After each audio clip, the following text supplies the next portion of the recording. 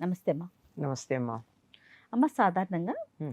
ఏది శాశ్వతం కాదు, హ్మ్. మనం ఎలా వచ్చామో అలానే వెళ్ళిపోతాం హ్మ్. అని అనుకుంటూ ఉంటాం. హ్మ్. కానీ ఇదే సమయంలో కష్టపడి పనిచేయాలి, అప్పుడే భవిష్యత్తు బాగుంటుందని కూడా చెప్తాం. హ్మ్. దీన్ని మనము ఎలా మోటివేట్ చేయాలి, మనకి మనం ఎలా ఆపాదించుకోవాలమ్మా? అమ్మ, వేదాంతం మెట వేదాంతం అని రెండు ఉన్నాయి. వేదాంతం అంటే వేదాల్లోని సారం తెలుసుకుని ఈ జీవితం అశాశ్వతం అని తెలుసుకుని దేనికోసం స్పందించకుండా మంచి వచ్చినా చెడు వచ్చినా వచ్చిన దాన్ని వచ్చినట్టుగా స్వీకరించి అలా ఉండిపోవడం. మెట్ట వేదాంతం అంటే ఎట్లాగూ ఏమీ లేదు కదా అని జీవితాన్ని అనుభవించేయడం అని ఆలోచిస్తాం. దీనికి ఒక మాట చెప్తారు. మాకు చిన్నప్పుడు బాగా గుమ్మంలోకి వచ్చి పాటలు పాడుతూ ఉండేవారు. ఇప్పుడు అట్లాంటి వాళ్ళు లేరుగా. అన్నమైతేనేమిరా మరి సున్నమైతేనేమిరా, అంతా భగవత్ పదార్థమే కదా. అంతే. అన్నమైనా సున్నమైనా ఒకటేగా, అంతట్లో అంతర్యమైన దేవుడే ఉన్నాడు కదా. అందుకే ఈ పాడు పొట్టకు అన్నమే వేదామురా. సున్నం వేడు, అన్నమే వేస్తా. అన్నమే వేదామురా, పప్పన్నమే వేదామురా, నెయ్యి అన్నమే వేదామురా. ఇది కావాలంటే అది. ఇంకా దాని తర్వాత ఎన్నైనా పెరుగన్నమే వేదామురా, ఇంకన్నా మన ఇష్టం. చీరలైతేనేమిరా మరి నారలైతేనేమిరా, అందుకే ఈ పాడు వంటికి చీరలే కడదామురా, పట్టు చీరలే కడదామురా. బాగుంది. ఇలాంటివి మనకి వినపడుతుంటే ఇది మెట్ట వేదాంతం. మెట్ట వేదాంతం అంటే రేపటికి ఈ చీరైనా నారైనా ఒకటే కదా. నారెందుకు కట్టడు? అదేదో చీరే కట్టుకుందాం కాదు, నార కట్టాడు, చీరే కడతాడు. కానీ పని చేయడానికి వచ్చేటప్పటి మాత్రం రేపటికి నేను ఉండను కదా, ఎందుకు చెయ్యాలి అంటాడు. అంతే కదా. అంచేత సత్యాన్ని సగం సగం గ్రహించి ఎట్లాగోట్లా తప్పించుకుపోయే బద్ధకపు మనస్తత్వం ఏదైతే ఉందో అది ఈ మెట్ట వేదాంతం మనం చెప్పే మాటలు. జీవితం అశాశ్వతం తెలుసు. అశాశ్వతం అని ఎంతమందికి తెలుసు? ఇంతో అంతో ఆలోచించిన వాళ్ళకి తెలుసు. ఆలోచించకపోయినా చూస్తుంటే తెలుస్తుంది. మన కళ్ళ ఎదురుగానే నిన్న ఉన్నవాళ్ళు ఇవాళ లేరు. అవునమ్మా. చరిత్రలో ఎంతోమంది కాలగర్భంలో కలిసిపోయిన వాళ్ళ గురించి తెలుసుకుంటూనే ఉన్నాం మనం. కానీ మనకు అక్కడ సంగతి ఎలా మర్చిపోతున్నాం? వాళ్ళ శరీరం కాలగర్భంలో కలిసింది, కానీ వాళ్ళ గురించి వాళ్ళు గుర్తుపెట్టుకున్నామా లేదా? ఖచ్చితంగా. అశాశ్వతం ఏమైంది?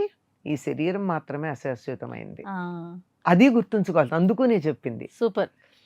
శరీరం అశాశ్వతం, కానీ లోపల ఉన్న జీవుడు శాశ్వతం.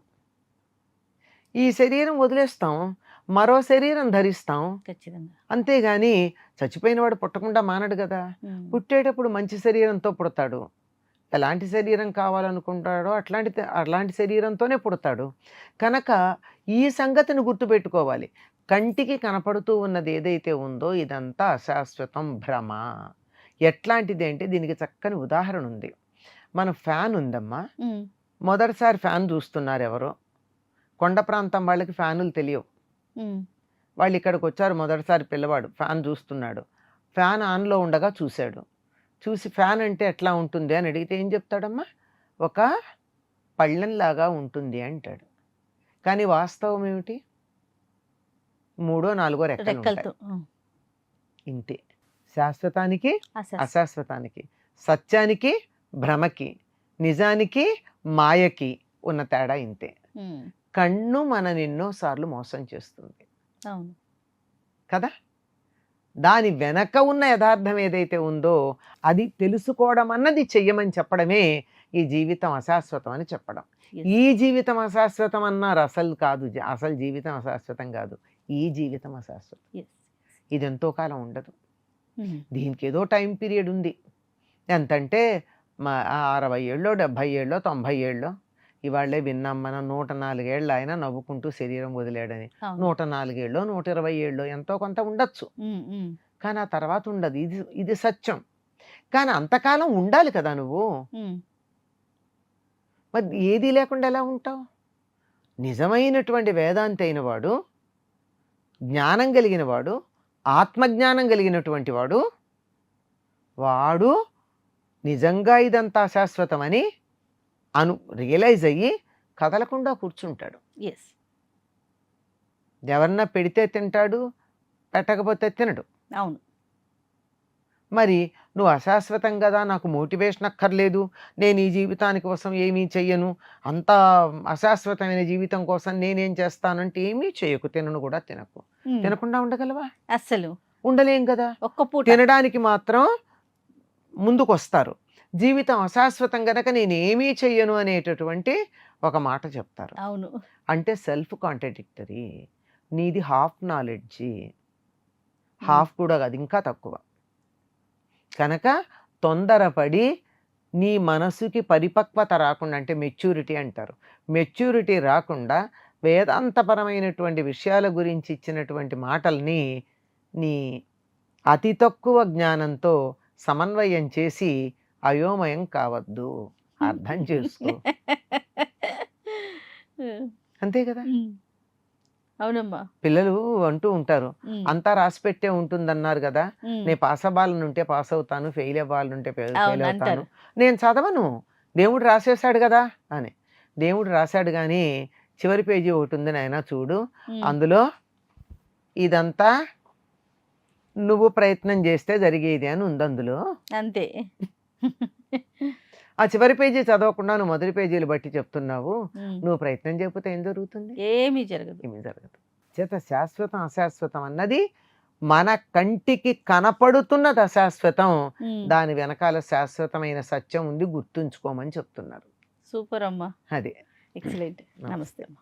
And for more videos, please subscribe to iDream. Please subscribe to iDream. Please subscribe iDream. And please subscribe to iDream.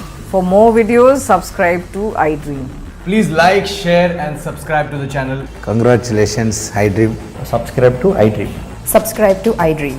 So subscribe to iDream Media. iDream ki iDream team andarki huge congratulations. Please subscribe iDream Media. Please subscribe to iDream. Subscribe iDream. Please subscribe to iDream. iDream అంటే నా కళల channel subscribe చేసుకున్న నోరు తిరుగుతలేదు, మీరైతే గంట గుర్తు కొట్టండి. For more such videos, please subscribe to iDream. Subscribe to iDream. Please subscribe to iDream. Please subscribe iDream Media. Please do subscribe to iDream. Please subscribe to iDream Media. For best entertainment and information, please subscribe iDream. And don't forget to subscribe to iDream.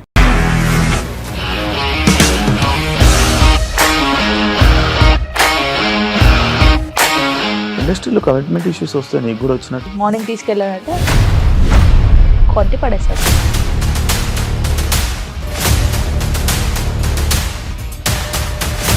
ఒక్కళ్ళు కూడా చూడలేదు ఈ cinema అని చెప్పడానికి కూడా చాలా ధైర్యం కావాలి. అది నిజం కదా, దాంట్లో ధైర్యం ఏంటి? ఇది నెక్స్ట్ డే ప్లేట్ మార్చేస్తే తప్పు కదా. As of now, we are comfortable this అని నేను అనుకుంటున్నాను. రష్మిక గారిది మీది ఒకే ఊరంట కదా.